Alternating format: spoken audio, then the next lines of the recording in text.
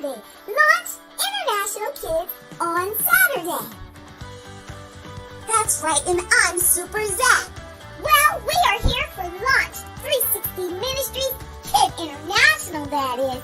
That's right, Launch 360 International Ministries for kids. All kids, one big world and one great big God. Here we are growing, learning, and becoming who we're called to be every day.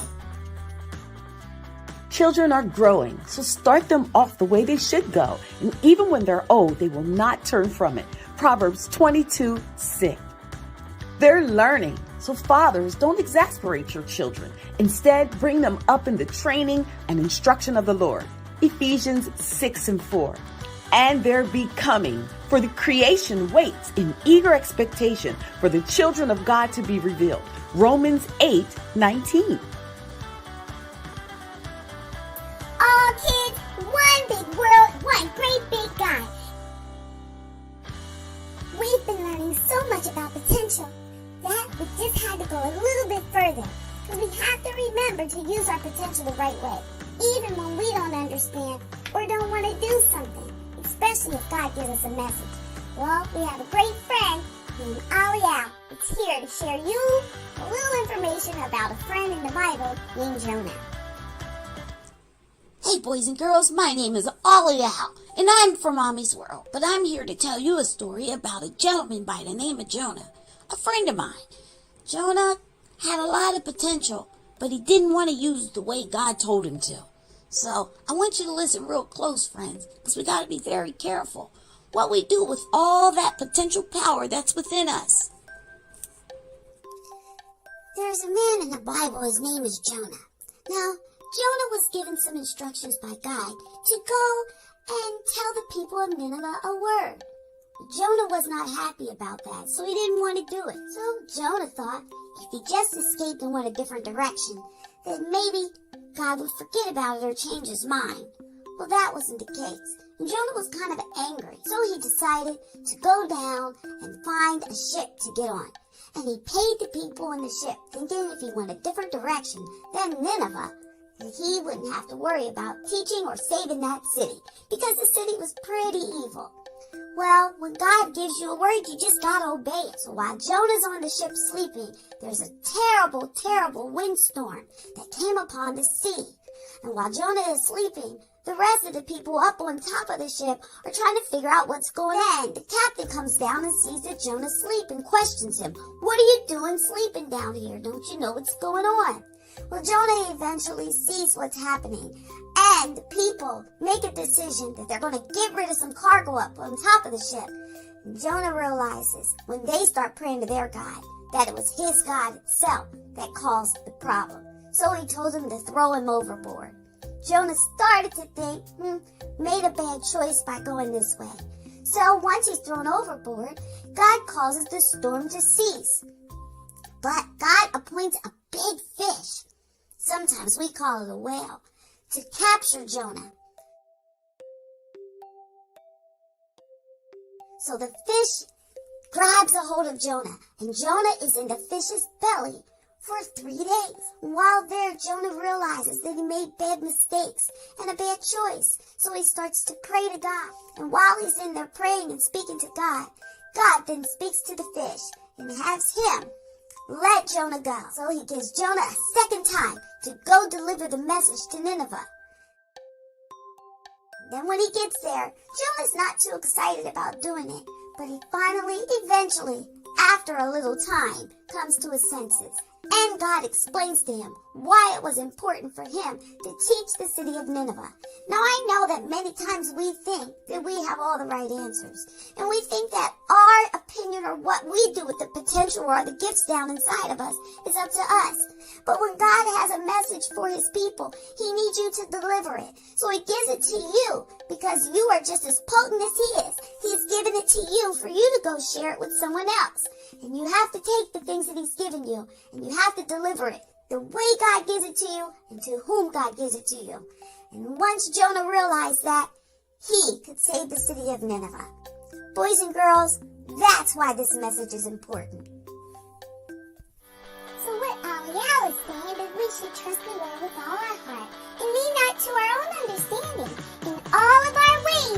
to acknowledge God, He will direct our path. That was a wonderful message. I'm going to learn to trust Him. Wow, Ollie Owl, thank you for that great message, teaching us to trust God with our own heart, with our whole heart, and what to do with our potential. Well, Launch 360 Ministries has another cool video to share with you that came from Saddleback Kids. Keep in mind, we do not own the rights to this video, but we think it's so important for you to check it out. Parents, make sure your kids are watching so they can learn a little bit more about Jonah and what he had to do when it was time to make a better decision than the one he made. Alright, check out this video, and if you want to see more like this, log on to Saddleback Kids.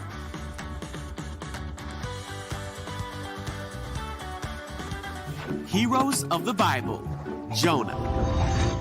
This is Jonah. Jonah was a prophet. That means it was his job to tell people what God told him to say. Yep. One day, God told Jonah to go to Nineveh because the people of Nineveh were doing bad things. But instead, Jonah ran away. Where are you, please? And went to the port to board a ship going the other way. He was hoping to get away from God. Oh, He sailed for a place called Tarshish. While he was at sea, God sent a great and powerful wind over the sea that caused a storm that seemed like it would break the ship apart. Fearing for their lives, the sailors tried everything they could think of to save the ship. Meanwhile, Jonah was sound asleep, so the captain went down and said, "How can you sleep at a time like this? Get up and pray to your God. Maybe He will help us." Then the crew figured out that Jonah was the reason for the storm, and they asked him, "Who are you? Why is this happening to us?" Jonah told them who he was and that he worshipped the one true God who made the sea. Then he told the sailors to throw him in the sea so the storm would stop. no, why? The sailors still tried to escape the storm, but it was no use. So they asked God for forgiveness and threw Jonah into the sea. The storm stopped at once. Whoa! The sailors were amazed at God's power and they vowed to serve Him. Now God sent a great fish to swallow Jonah, Great. and Jonah was inside the fish for 3 days and nights.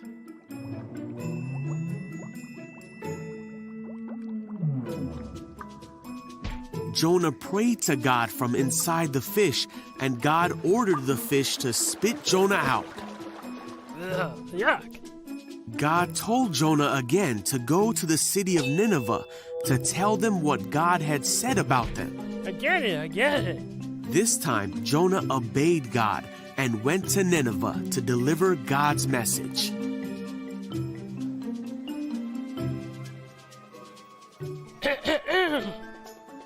The people of Nineveh stopped doing bad things and turned to God. They were saved because they listened to the message that God had given Jonah.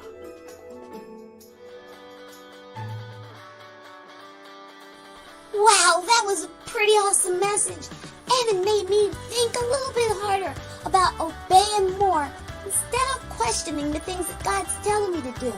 Boy, Jada, you are absolutely correct. And I really thank Ollie Owl from Ommy'z World for coming and sharing that message with us. Boys and girls, come back next week. There's so much more. You know what? I'm getting so many cool messages about potential that I feel stronger every week. How about you? Don't forget to stop by Launch Kids 360 Ministries, International Ministries for more cool messages about potential. Remember, this week, let it be a week where you trust God. Have a good one. Bye. See you here next week for Launch 360 Ministries, Kids International Ministries, that is.